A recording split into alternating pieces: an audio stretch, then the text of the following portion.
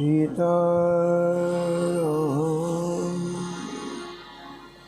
गुणावली निशिदेवा यज्जीवया पीयते।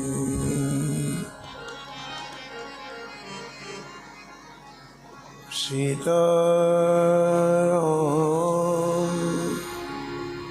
विचित्ररूपमनिशं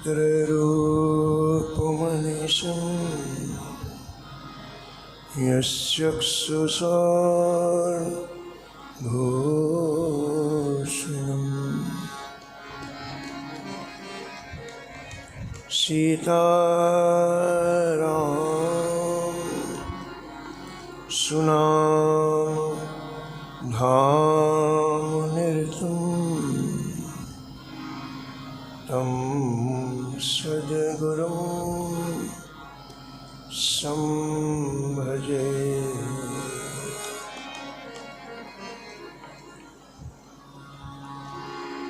नीलाम्बुज श्यामलकोमलाङ्गी सीतासमारोपितगामभाग पाणो महा सायकचारु चापम् नमामि रामं रघुवंशनाथं।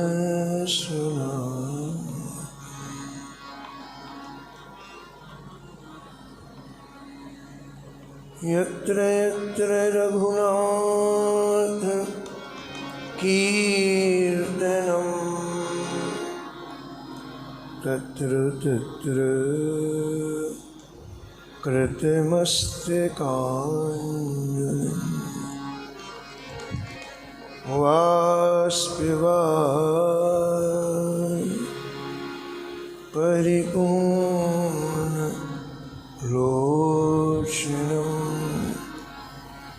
मारुतिं नमत राक्षसान्तकम्।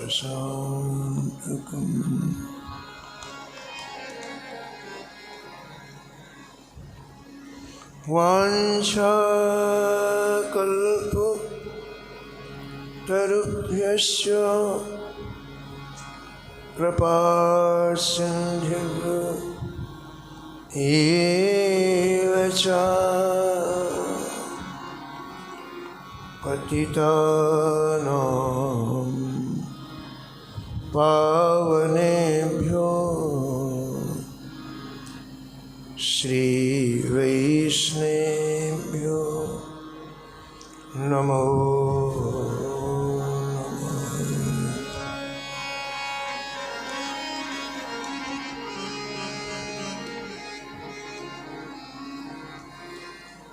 भक्त भक्ति भगवन्त गुरु चतुर्नाम वपु एक। इनके पद वंदन किए नासत विघ्न अनेक। हरजू आय विराजिए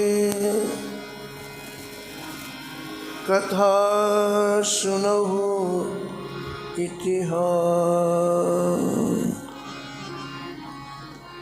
तुम श्रोता या मालके तुम पद रज मम आय।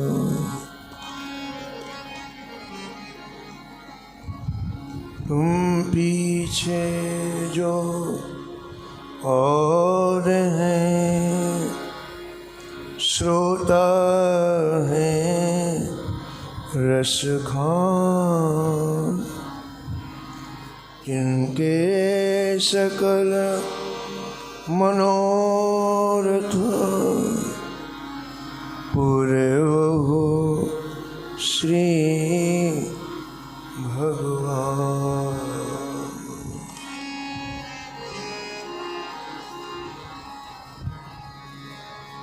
राधे राधे गोविंद गोविंद राधे। राधे राधे गोविंद गोविंद राधे। राधे राधे गोविंद गोविंद राधे। राधे राधे गोविंद गोविंद राधे। गोविंद राधे बोलो गोपाल राधे।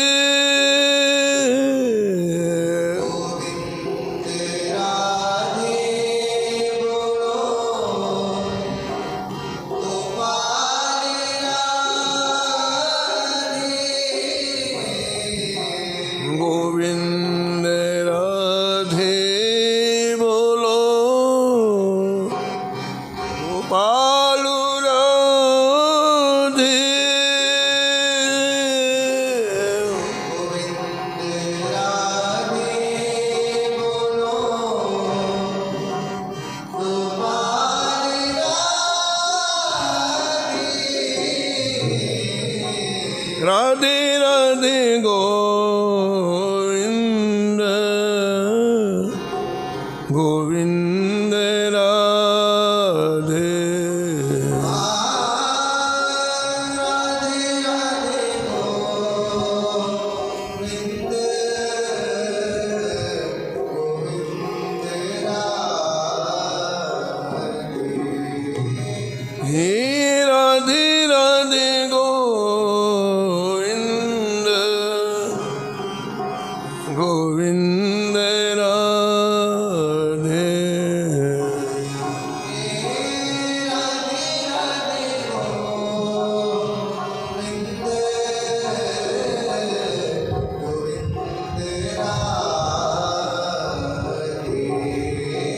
हे राधे राधे गोविंद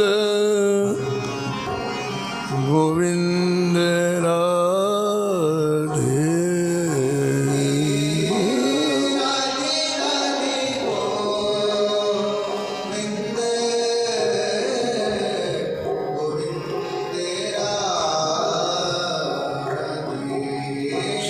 श्री जानकी वल्लभ लाल की, श्री मंगल मूर्ति हनुमान जी महाराज की, सपरिकर श्री भक्तमाल जी की, शिव संत भगवान की, श्री स्वामी अग्रदास जी महाराज की, श्री नाभाजी महाराज की, श्री प्रियादास जी महाराज की, श्री वृंदावन धाम की, श्री बांके बिहारी लाल की, श्री राधा वल्लभ लाल की, श्री गिरिराज जी महाराज की, श्री यमुने महारानी की, श्री रामनाम महाराज की, श्री महाराज जी की जय जय श्री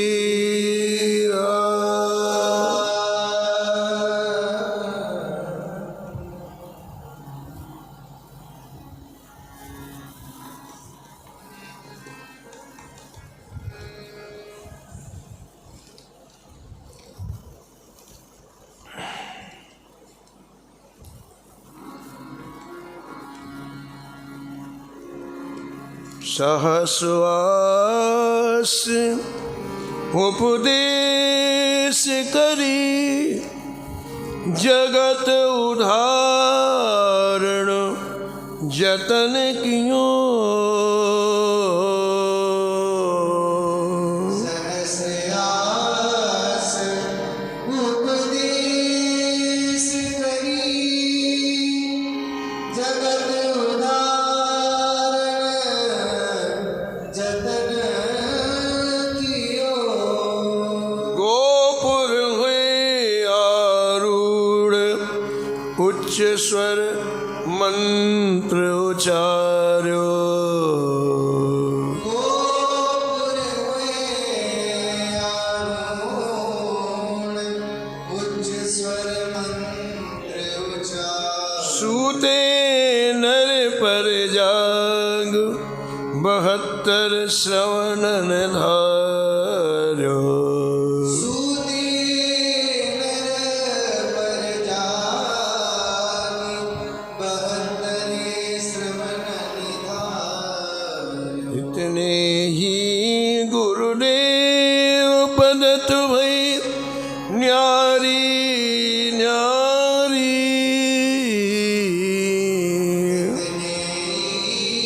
गुरुदेव पदति पै न्यारी न्यारी कुरुतारक शिष्य प्रथम भक्ति बपु मंगलकारी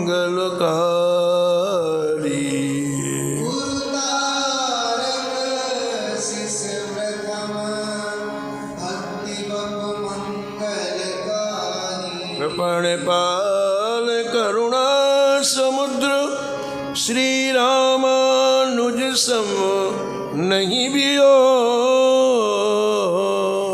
कृपणपाल करुणा समुद्र श्री रामानुज सम नहीं पियो सहस्वास उपदेश करी सहस्वास उपदेश करी जगत उदाहरण जतन कियो जगत उदाहरण जतन कियो जगत उदाहरण जतन कियो जगत उदाहरण जतन प्रातः स्मरणीय परम वंदनीय श्री नाभाजी महाराज श्री भक्तमाल जी में संतों के परम पावन चरित्रों का वर्णन किया है। इस छप्पे में जगत गुरु श्री स्वामी रामानुजाचार्य जी महाराज का परम पावन स्मरण करते हुए श्री नाभाजी महाराज कहते हैं,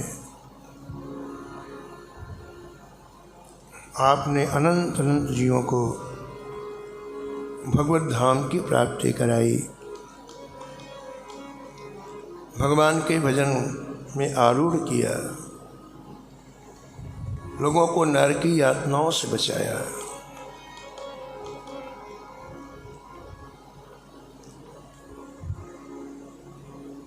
आचार्य चरण ने अंतिम समय अपने शिष्यों को 72 उपदेश दिए हैं। उन उपदेशों में क्या करना है क्या नहीं करना है इसकी प्रमुखता है।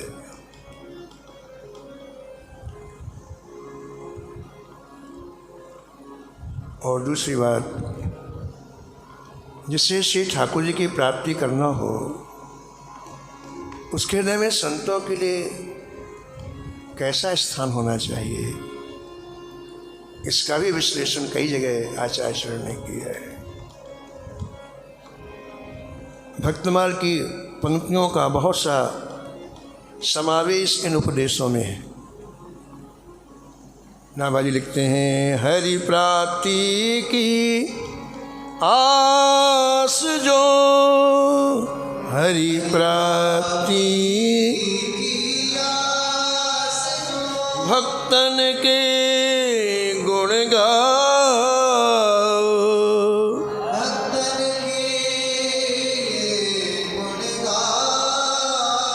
न तरु शुक्र सुकृत भूंजे बीज जो, नकत सुगत भुन बीज जो, जन्म जन्म पछिताओ। जन्म पछताओ। कल आप सुन रहे थे कि आचार्य ने उपदेश दिया कि सृष्टि में जो सबसे प्रिय वस्तु आपको लगे उसे श्री ठाकुर जी को अर्पण करो। ये भी एक उपासना है, एक आराधना है।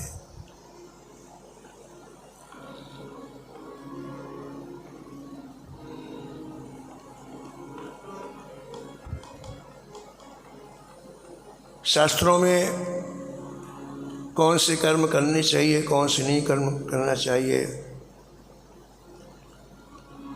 जो पवित्र कर्म हैं उन्हें श्री ठाकुर जी की प्रसन्नता के लिए करना चाहिए।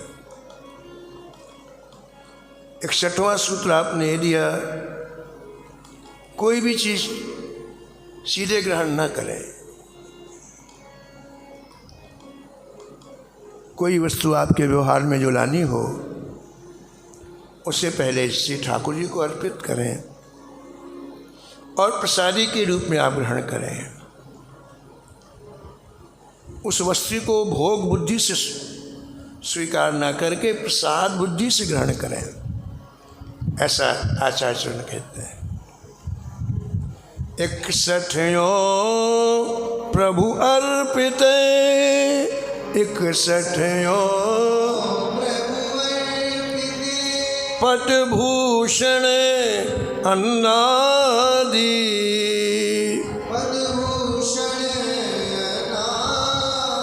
भोग बुद्धि तेहि नहीं करे,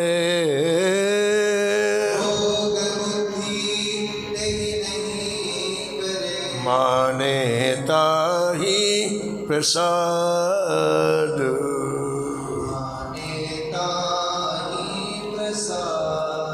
माने ताहि प्रसाद।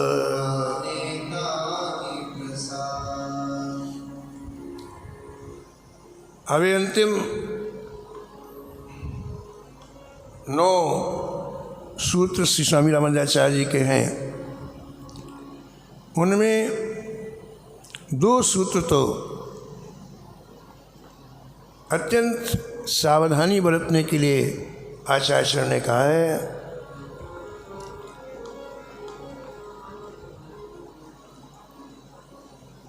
भक्तों का अपकार, भक्तों का अपराध,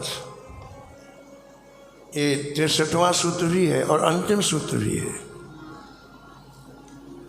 इसलिए इसको तो अंत में ही स्मरण करेंगे हम लोग, लेकिन 64, 65, 66, 67 और 68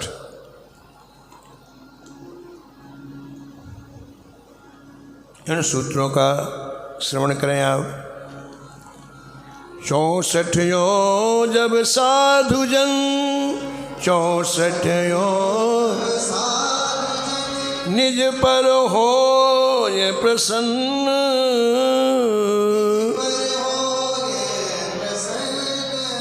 तब अपनो संसार ते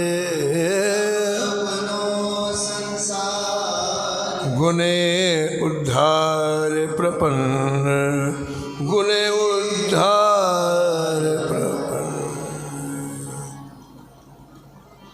आचार्य कहते हैं हमारी समस्त क्रियाओं का फल है कि संत जन हमारे ऊपर प्रसन्न हो जाए। बोले जिस क्षण जिस दिन संत जन प्रसन्न होते हैं तो आप समझो भवबंधन समाप्त हो गया, संसार की भवाटवी से आप उसी क्षण मुक्त हो गए। कुछ करने की आवश्यकता नहीं है, केवल संत प्रसन्न हो जाए। भक्तमाल की रचना हुई, उसके मूल में क्या है? श्री नाभा जी के ऊपर स्वामी अग्रदास जी प्रसन्न हो गए। बस। और प्रसन्न होकर एक ही बात कही, जिन संतों ने तुमको यहाँ तक पहुँचाया है, आपने नाभाजी को 2 आज्ञाएं दी जब दीक्षा दी कि तुम्हें 2 काम करना है, संत चरणामृत पीना है और संत सिद्ध प्रसादी पाना है। संतों की सेवा करते हुए ये व्रत का निर्वाह आपने कई वर्षों तक किया। उसका परिणाम क्या हुआ? हृदय इतना परिष्कृत हो गया, इतना निर्मल हो गया कि गुरुदेव की मानसिक पूजा उन्हें बाहर दिखाई पड़ रही। तो प्रसन्न होकर के श्री अग्रदास जी महाराज ने कहा कि संतों की कृपा से तुम इतनी ऊंची स्थिति को पहुंच गए हो, मेरी इच्छा है तुम इन्हीं संतों के चरित्रों को लिखो, इनके गुणों का वर्णन करो, आगे के लोग भी लाभ लें।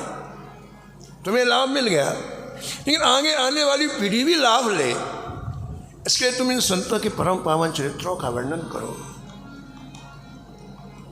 एक संत की प्रसन्नता से हमें भक्तमाल रूपी रत्न प्राप्त हो गया।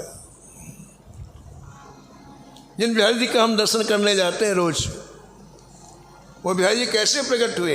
एक संत की प्रसन्नता से।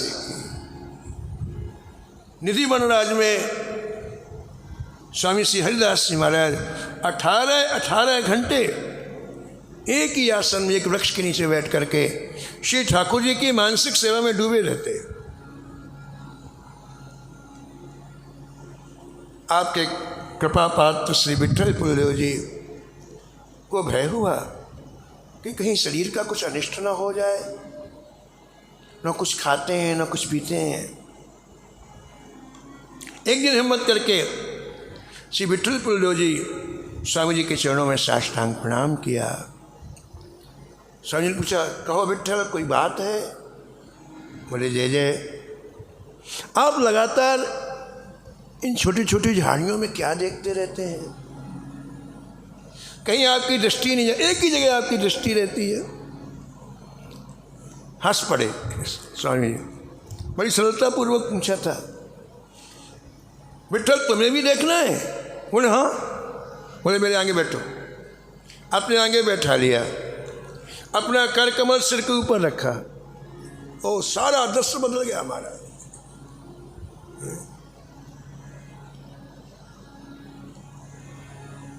छवि समुद्र हरि रूप विलोकी। छवि समुद्र हरि रूप विलोकी। रहो ठटको एकटक पल रोकी।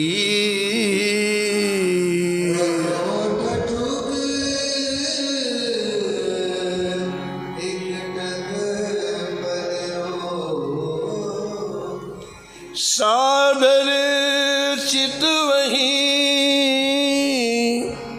रूप अनुपा।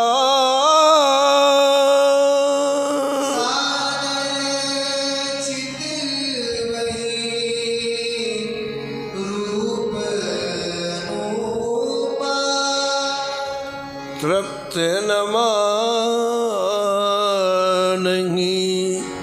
मनो सतरूपा। तृप्त न मानहि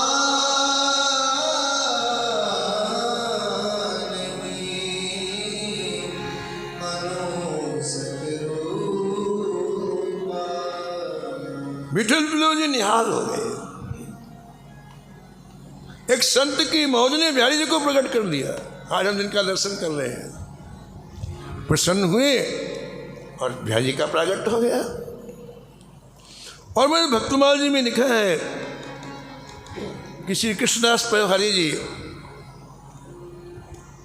अपने शिष्य आमेर नरेश पृथ्वीराज जी के ऊपर प्रसन्न हो गए और प्रसन्न हुए तो कहा तुम्हें द्वारका नहीं आना पड़ेगा, महल में द्वारकाधीश जी का दर्शन हो जाएगा। मौज की बात, प्रसन्नता की बात। और महल में श्री द्वारकाधीश जी महाराज प्रकट हुए।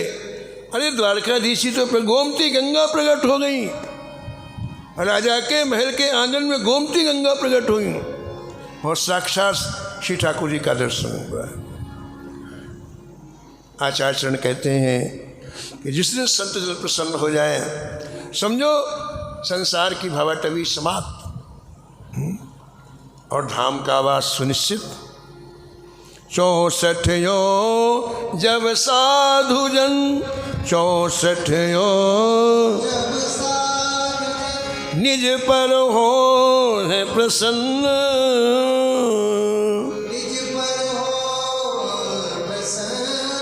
तब अपनो संसार ते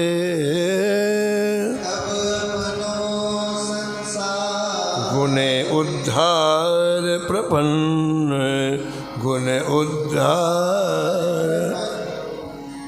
अब विशेष बात कह रहे हैं आचार्य, कभी भी श्री ठाकुर जी के विग्रह को मन में ये बात न लाए कि ये पत्थर की मूर्ति है या अष्टधातु की मूर्ति है, नहीं तो आप समझिए उसका सत्यानाश हो जाएगा। 65 भगवान की 65 मूरत गुने पसाण, ताको सत कर जानिए, ताको यह पाषाण महान। आचार्य कहते हैं कि वो पाषाण ही है, वो पत्थर है, वो क्या जाने श्री ठाकुर जी क्या है, वो क्या जाने।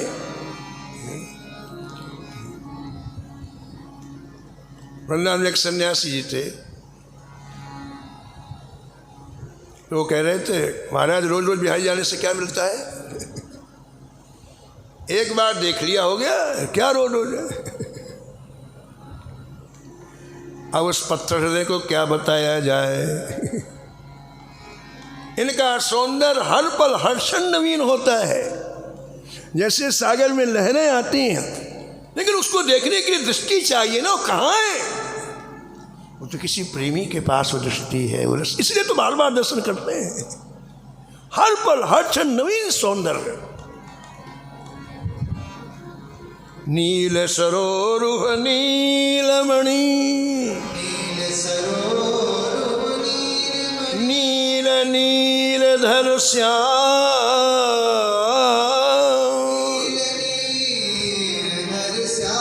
लाजहि तनु शोभा निरखी, कोटि कोटि सतकाम, कोटि कोटि सतकाम, कोटि कोटि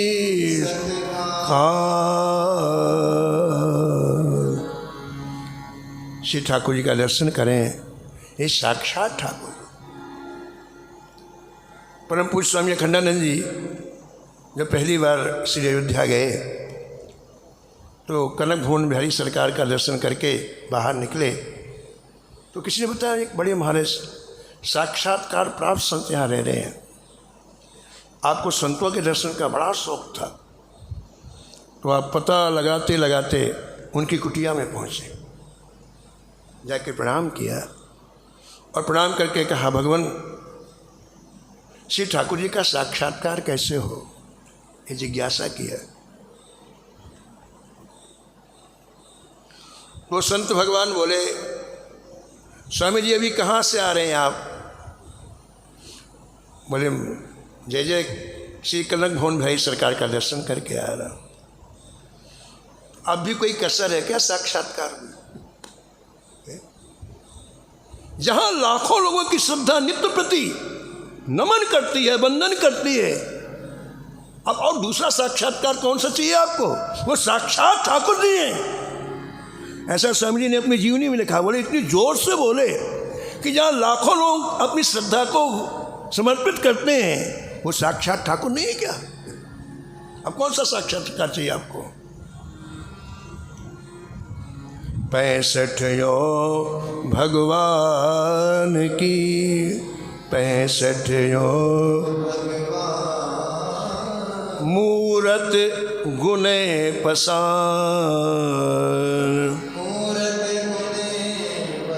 ताको सत कर जानिए,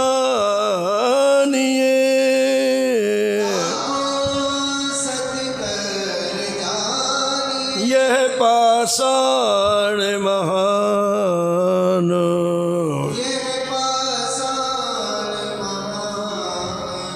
66वां सूत्र आचार्य प्रदान करते हैं। गुरुदेव को कभी भी मनुष्य के समान नहीं माने। कहते मैं नहीं कहता है, कहता है वेद कहते हैं, पुराण कहते हैं। उनकी देह को अपनी देह के समान नहीं माने। अगर ऐसा वो मानता है तो महापात की है। 66 गुरुदेव को 66 गुने जो मनुज समान,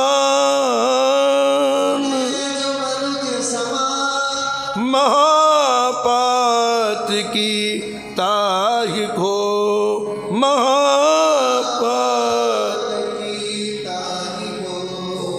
भासत वेद पुराण, भासत वेद पुराण, भासत वेद पुराण।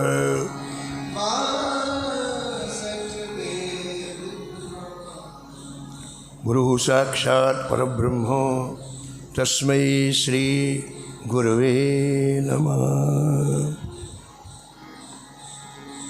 अम्बरीश जी ने छोटी रानी को एक शब्द कहा,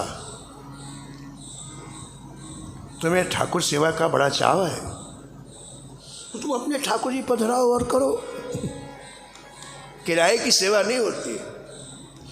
आपको ठाकुर सेवा का बड़ा उल्लास है ना, तो ठाकुर सेवा पधराओ और करो।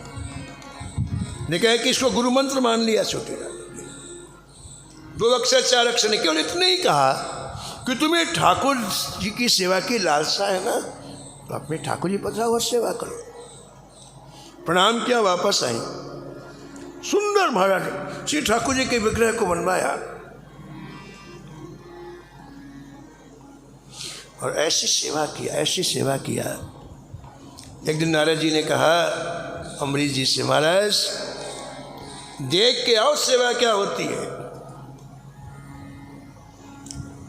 अच्छा, बोले उनकी सेवा के सामने आपकी सेवा कुछ भी नहीं। नारद जी के कहने से बड़ा मन में एक उत्कंठा हुई और आज आप पहली बार अपने महल से किसी रानी के महल में गए। 300 रानियां थी, कभी किसी की रानी के महल में गए ही नहीं। आज सेवा की बात सुनकर के आप गए और क्या देखा। बड़े प्यारे शब्द है प्रियादास जी महाराज के।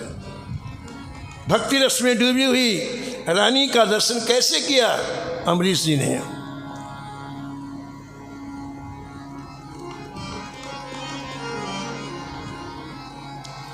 बीन लय बजावे गावे लालन रिझावे, हम बीन लय बजावे गावे त्यों त्यों अति मन भावे, कहे धन्य यह घड़ी को अति मन भावे, कहे धन्य यह घड़ी को, धन्य यह घड़ी को, धन्य यह घड़ी। रानी की दृष्टि अपने ठाकुर की तरफ। इतनी सुंदर वीणा बजाती रानी, कोई भी हमें गुण हो और उसका उपयोग ठाकुर जी की तरफ हो जाए तो ठाकुर की प्रसन्नता का वो महान कारण बन जाता है, और वही गुण संसार की तरफ चला जाए तो बंधन का कारण बन जाता है। वीणा बजा करके छोटी रानी स्वयं के लिखे हुए पदों का गायन कर रही थीं। लालन रिझावे, और अम्बरीश जी पहली बार टकटकी लगा देख रहे थे। अम्बरीश जी के अंतरात्मा ने कहा कि धन्य है घड़ी को, आज कितना है ये सौभाग्यशाली क्षण है, मैं भक्ति रस में डूबी हुई रानी का आज दर्शन कर रहा हूँ। मन में आया दरवाजे के बाहर नहीं, अंदर जा कर के सुनूंगा। अभी तो जैसे कांच लगा ना, यहाँ खड़े थे, फिर धीरे से पुश किया, दरवाजे को धीरे से खोला, और जैसे अंदर गए तो दरवाजे खोलने से थोड़ी सी आवाज़ हुई, तो भक्ति रस में डूबी हुई रानी की दृष्टि दरवाजे की तरफ पड़ी। अब देखिए आप, रानी ने उस समय क्या दर्शन किया। अम्बरीश जी ने दर्शन किया कि रानी भक्ति रस में डूबी हुई हैं, लेकिन रानी ने क्या दर्शन किया? प्रियादास जी के शब्दों को सुनो आप।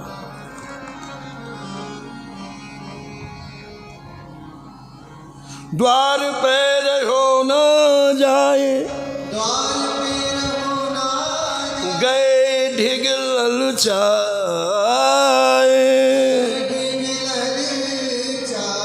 भई उठ ठाड़ी, भई उठ। दरवाजे की आवाज़ हुई और छोटी रानी खड़ी हो गई। अब देखा तो दरवाजे में क्या देखा? बड़ा सुंदर भाव प्रियदास जी ने कहा। पहली दृष्टि में क्या देखा? महाराज आए हैं। पहली दृष्टि में क्या देखा? महाराज आए हैं। फिर अंतरात्मा ने कहा नहीं, महाराज नहीं आए हैं, मेरे गुरुदेव आए, जिन्होंने मुझे यहां पहुंचाया। आज इन्हीं के कारण तो मैं यहां हूं। फिर नहीं, गुरुदेव नहीं आए, साक्षात हरि ही आए। भई उठ ठाड़ी देखो राजा गुरु हरि को,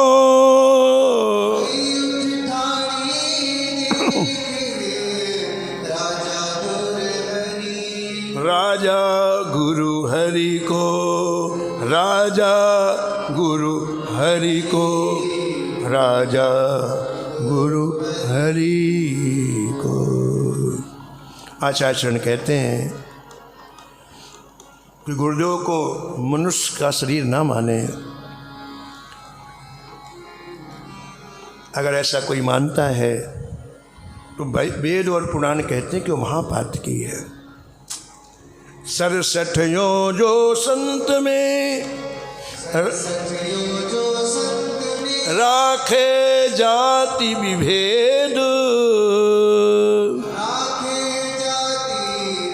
सो पावत है नरक में, कोटि वर्ष लो खेद,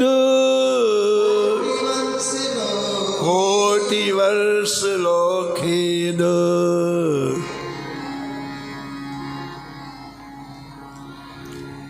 आचार्य कहते हैं संतों में जाति बुद्धि ना रखे।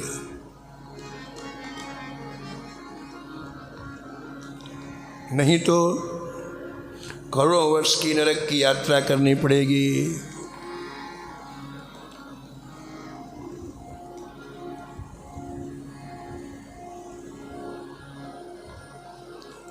सुपच वाल्मीकि जी को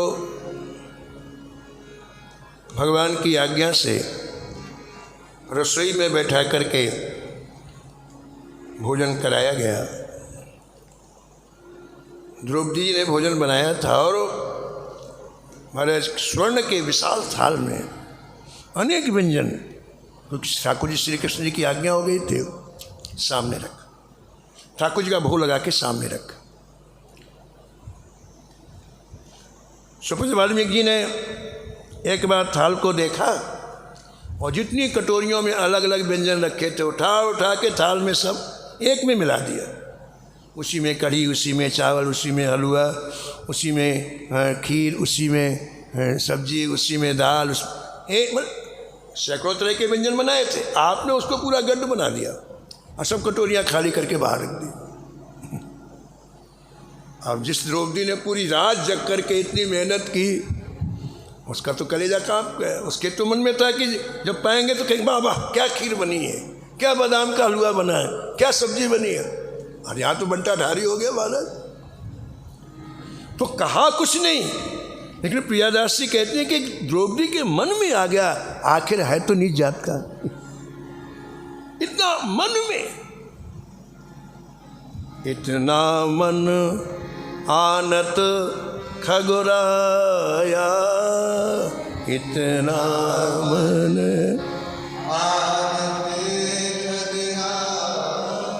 रघुपत प्रेरित व्यापी माया, रघुपत प्रेरित। देखो अपराध कितना सूक्ष्म होता है, माइन्यूट होता है। देखो आप केवल मन में आए, कहा थोड़ी कुछ द्रौपदी जी ने। और उसका परिणाम क्या हो गया? शंख नहीं बजा। ये था कि ये जैसे प्रसाद पाएंगे तो शंख बजेगा, यज्ञ की पूर्णाहुति हो जाए, नहीं बजा। भगवान को बड़ा गुस्सा है कि ये शंख मेरे भक्त की महिमा नहीं जानता, प्रेमी की महिमा। ये मेरा प्रेमी भक्त है, इसके पाते शंख को जोर से बजना चाहिए। तो भगवान छड़ी लेके गए, एक लगाया शंख में मारा है। क्यों तू संतों की महिमा नहीं जानता, क्यों नहीं बजा? और शंख ने सोचा दूसरी लगेगी तो हालत ही खराब हो जाएगी। तो हाथ जोड़ के बोले बाजी इसका कारण द्रौपदी जी से पूछो। अब वही छड़ी लेकर द्रौपदी जी के पास आई ठाकुर। बोले क्यों जी क्या बात है? अब द्रौपदी घबराई कि एक बार स्टार्ट हो गया तो हो सकता है कि यहाँ भी वही हो। तो द्रौपदी ने छिपाया नहीं, कह लिया, कहा जय जय आपकी आज्ञा से मैंने 1 मिनट चैन नहीं लिया, किसी नौकर को नहीं लगाया, पूरी रात जग करके रसोई बनाई। और जब मैंने इनके पास थाल रखा तो इन्होंने माला उसको पूरा मिला के पूरा का पूरा कचरा कर दिया महाराज। तो मेरे मन में ये बात आई कि है तो ये निम्न जाति का, क्या जाने कि क्या व्यंजन होते हैं, ऐसा मेरे मन में। भगवान वही छड़ी लेकर के सुपज वाल्मीकि के पास, क्यों मिलाया तुमने? मूड में थे आज ठाकुर जी, क्यों मिलाया सबको एक में? बोले महाराज हम पत्तल के जूठन खाने वाले, हमें क्या पता कढ़ी क्या होती है, सब्जी क्या होती है और हलवा क्या होता है। हम तो कभी ये चीज़ देखी नहीं। बोले सही सही बताओ, सही बताओ। तब सुपच वाल्मीकि जी ने कहा कि जय जय स्वाद लेने का अधिकार आपका है, प्रसाद लेने का अधिकार हमारा है। प्रसाद में स्वाद क्या है? स्वाद आप लें, प्रसाद हम लें। इसलिए प्रसाद में क्या कढ़ी, क्या रबड़ी, क्या सब्जी, क्या प्रसाद तो प्रसाद है। इतना कहती शंख जोर से बजा। आचार्य कहते हैं संत बनने के बाद किसी की जाति मत देखो। 67 जो संत में 67 जो संत राखे जाति विभेद, सो पावत है नरक में, कोटि वर्ष लो खेद। 68वां सूत्राचार्य कहते हैं श्री ठाकुर जी का शरणागत, संत का शरणागत, इन दो को कभी सामान्य जल के समान नहीं माने। 68 कलिमल हरण, 68 हरि चरणामृत काही, साधु चरण जल जल गुने, ते उद्धार ही नाम, उसका कभी उद्धार नहीं होगा। ये सावधानी बरतने के लिए कहते हैं। 69वां सूत्र कह रहे हैं 69 कृष्ण के है जो नाम अनंत, और शब्द समति ही गुणे, सो न नरक निकसंत। भगवान के जितने भी नाम वो सभी अनंत शक्ति से युक्त हैं। अनंत नाम है, अनंत शक्ति से युक्त हैं। उन्हें दूसरे बोल चाल के साधारण शब्दों के समान नहीं मानना चाहिए। है? भगवान का नाम नाम है, चिन्मय है, दिव्य है? और कई साधारण शब्द, माइक शब्द, इसलिए उनकी तुलना जो भगवान के नाम से करता है, कहते हैं वो कभी नरक से नहीं निकलेगा, नरक में ही पड़ा रहेगा। रामस्य नाम रूपम च लीलाधाम परात्परम, एतत् चतुष्टयम नित्यम सच्चिदानंद विग्रह, सच्चिदानंद। वो सच्चिदानंद में ठाकुर जी का नाम है। साधारण शब्दों से उसकी तुलना नहीं करनी चाहिए। और 70वां सूत्र देते हैं आचार्य चरण। 70 हरि को गुणे, और अन देव समान, सो पापी यमराजपुर, पावत दंड महा।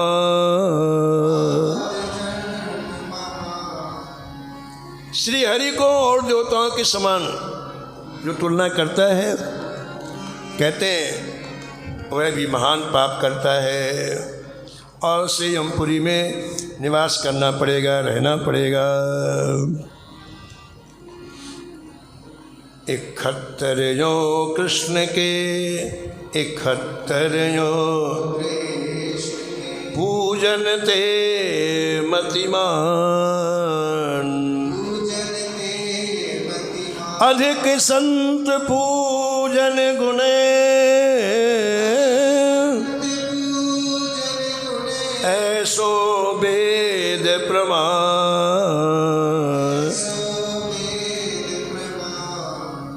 71वां सूत्र आचार्य चरण कहते हैं कि भगवान श्री कृष्ण के पूजन से अधिक संत के पूजन की महिमा को हृदय में धारण करे। बोले ऐसा मैं नहीं कहता, ऐसा वेद कहते हैं, ऐसा पुराण कहते हैं। मोते अधिक संत कर लेखा, माने ऐसा अपने हृदय में, उसको ज़्यादा लाभ होगा। फिर महाराज जी श्रीमद राधा जी महाराज सुनाते थे कि एक बार 2 मित्रों ने कहा चलो जगन्नाथपुरी चलेंगे दर्शन करने के लिए। उस समय पैदल यात्रा होती थी। तो सुबह पहला मित्र दूसरे मित्र के पास आया, तो दूसरे मित्र ने कहा देखो भैया नहीं चल पाएंगे। क्यों? बोले मेहमान आ गए रात में, अब इनको छोड़ के जाएंगे, पूरा जीवन कोसेंगे। बोले भैया हम तो जाएंगे। तो दूसरे मित्र ने कहा देखो मित्र, मैं जा तो नहीं रहा हूँ, लेकिन मेरे पास ये 100 रुपये हैं, इस 100 रुपये का भोग जगन्नाथ जी को अर्पित कर देना। बोले ठीक है, मैं जा ही रहा हूँ। 100 रुपये रख लिए। अब चलते चलते 1 महीने में जगन्नाथपुरी के समीप ही पहुँचा था। अभी वहाँ से 10-15 मील दूरी थी जगन्नाथपुरी की। तो संतों की जमात पड़ी थी झाड़ियों में महाराज, और 200-300 संत पड़े महाराज, हरि बोल की खूब मस्त भगवान नाम संकीर्तन कर रहे थे। तो इसने कहा चलो दर्शन कराऊं। दर्शन करने गया तो रसोई बन रही थी संतों की। इसके मन में आया देखो ये मौका बार बार नहीं मिलना है, अरे इसमें मेरी कुछ सेवा लग जाए तो कितना अच्छा रहेगा। तो उसने जेब में हाथ डाले तो उसी का 100 रुपये निकला। खुद तो पैसे लेके आया नहीं था, उसने कहा है तो उसका पैसा। बोले देख थोड़ी रहा है यहाँ पर, ऐसा करता हूँ 100 रुपये में 99 रुपये तो यहाँ दे देता हूँ, जहाँ संतों की सेवा भोजन की हो रही है, 1 रुपये वापस मांग लूँगा और कह दूँगा तुम्हारा पैसा चढ़ाया है। 1 रुपये भी पैसा है, 100 रुपये भी पैसा है। तो मंत्री जी के पास गया, बोले महाराज रसोई बन रही है तो इसमें महाराज 99 रुपये ले लो, 99 ले लो, और 1 रुपये मुझे वापस आज सेवा में लगा दो। बोले हाँ ठीक है बच्चा, ठीक है ठीक है।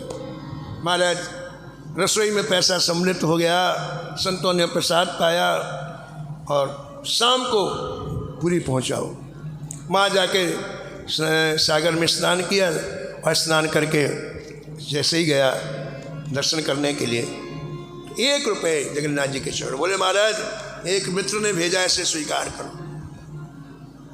उसी रात में श्री जगन्नाथपुरी ने जो गांव में जिसका पैसा था, रात्रि में स्वप्न में दर्शन दिया उसको और कहा देखो भगत तुम्हारा 99 रुपये हमें मिल गया है।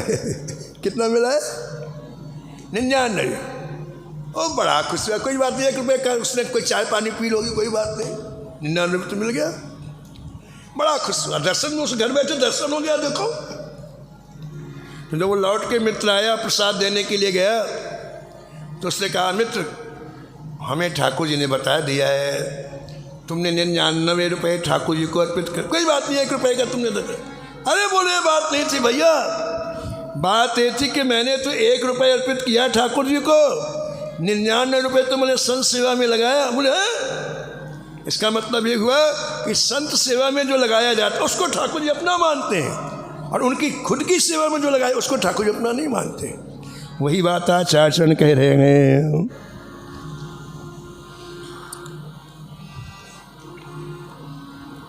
अधिक संत पूजन गुण, अधिक संत ऐसो वेद प्रमाण। और 72वां 72 श्रोता सुनो 72 उभय भांति सब कोई,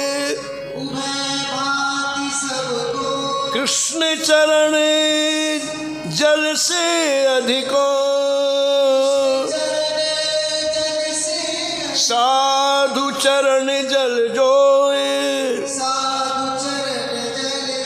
पूरी भक्तमाल है इन 72 सूत्रों में। बताओ आचार्य कह रहे हैं कि शिष्यों ध्यानपूर्वक सुनो, श्री कृष्ण के चरणामृत से भी अधिक महत्व संत चरणामृत का है। कृष्ण चरण जल से अधिक साधु चरण जल जोय, साधु चरण। यदुपति के अपराध ते अधिक साधु अपचार,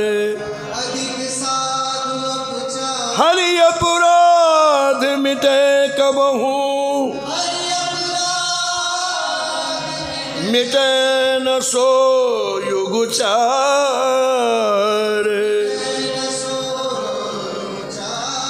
आचार्य कह रहे हैं कि भगवान के अपराध से भी कई गुना अधिक संत का अपराध होता है। भगवान का अपराध कभी न कभी मिट सकता है, लेकिन संत का अपराध नहीं मिट सकता है।